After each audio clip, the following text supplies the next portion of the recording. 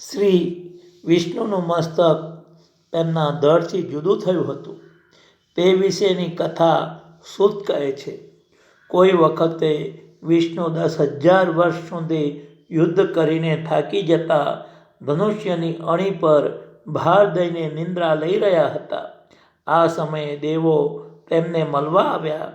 ત્યારે શ્રી વિષ્ણુને નિંદ્રા આધીન જોઈને કોઈ ઉઠાડી શક્યું નહીં. તે સમયે બ્રહ્માએ વમરી નામનો એક કીડો ઉત્પન્ન કરીને ધનુષનો અગ્રભાગ ખાઈ જવા જણાવ્યું, જેથી ધનુષ્યનો ભાગ નીચો જતા વિષ્ણુ જાગી જશે. પરંતુ નિંદ્રામાંથી જગાડવાનું મહાપાપ કરવાનું કીડાએ ના સ્વીકાર્યું. ત્યારે બ્રહ્માએ તેને કહ્યું કે, હે કીડા, તને યજ્ઞમાં ભાગ આપીશું. હોમ કર્મમાં હોત દ્રવ્ય અર્પણ કરવાથી જે કંઈ બાજુ પર પડશે તેને તું તારો ભાગ જાણજે. હવે તું જલ્દી કાર્ય કર. બ્રહ્માના કહેવાથી ધનુષનો અગ્રભાગ ઉતાવળો એ કીડો ખાઈ ગયો, જેથી દોરી છૂટી ગઈ અને ધનુષ છૂટી ગયું.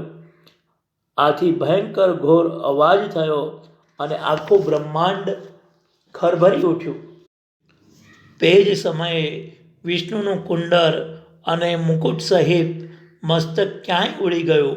આવું મહાઘોર કર્મ બનતા સર્વ દેવો સનાતની બ્રહ્મ વિદ્યારૂપ ભગવતીની પ્રાર્થના કરવા લાગ્યા.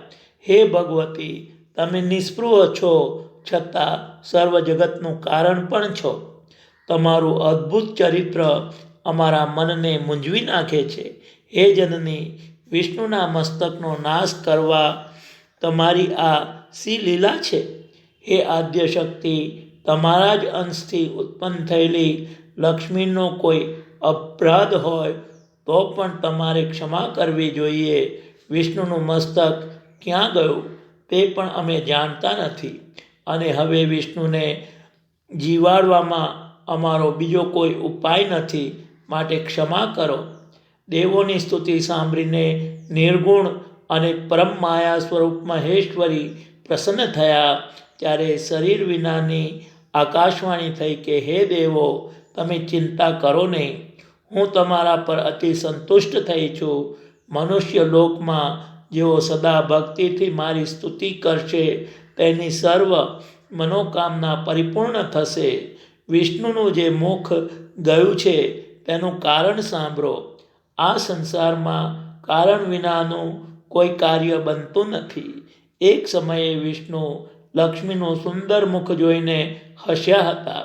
તે સમયે કારણ વિનાનું હાસ્ય જોઈને લક્ષ્મીજી તમોગુણી બનીને કૃપાયુક્ત થયા, કારણ કે તેનામાં ભ્રમના લીધે તામસી શક્તિ પેઠી હતી. તે સમયે તામસી શક્તિના આવેશવાળા લક્ષ્મીજી કોપી ઉઠ્યા અને મનમાં જ બોલી ગયા કે તમારું આ મસ્તક પડી જજો. કાળના યોગથી નીકળેલો શ્રાપ પોતાના સુખનો નાશ કરનાર હોવા છતાં વિચાર કર્યા વિના જ અપાઈ ગયો. વિષ્ણુનું મસ્તક લવણ સમુદ્રમાં ડૂબી ગયું છે. આમાં બીજું પણ કારણ છે, જેથી વિષ્ણુના શરીર પર ઘોડાનું મસ્તક બેસાડવામાં આવશે. આ વાણી બાદ વિશ્વકર્માએ વિષ્ણુના ધડ પર ઘોડાનું મસ્તક બેસાડ્યું. ભગવતીની આ શી લીલા હશે તેમ દેવો વિચારતા હતા. ત્યાં તો હયગ્રીવ નામનો મહાન અસુર દેવો સાથે લડવા આવ્યો. આ અસુરે માયાબીજ હિ રૂપ એકાક્ષર મંત્રના જપથી ભગવતીને પ્રસન્ન કરીને વરદાન મેળવ્યું હતું કે જેની ડોક ઘોડાની હોય તેનાથી જ મારું મૃત્યુ થાય. આ દાનવ મૃત્યુમાં અજય થયેલો હતો, તેથી હરેકને પીડતો, પરંતુ વિષ્ણુ ઘોડાની ડોકવાળા થયા હતા, જેથી તેમણે એ દાનવ હયગ્રીવનો શ્રી જગદંબાની કૃપાથી નાશ કર્યો. જગદંબાની લીલાનો પાર કોણ પામી શકે તેમ છે. ક્યાં વિષ્ણુની ઘોર નિંદ્રા, ક્યાં કીડાનું ઉત્પન્ન થવું, ધનુષ્યનું છૂટવું અને વિષ્ણુનું મસ્તક છેદાવવું, હયગ્રીવનું ઉત્પન્ન થવું અને તેનો નાશ કરવો, વળી ગૂઢમાં લક્ષ્મીજીમાં તામસી શક્તિ આવવી અને શાપ આપવો અને કાર્યકારણનો સુમેર કેટલો બધો સધાય છે. જે મનુષ્ય આ કથા સાંભળશે તેઓ સર્વ દુઃખથી મુક્ત થશે.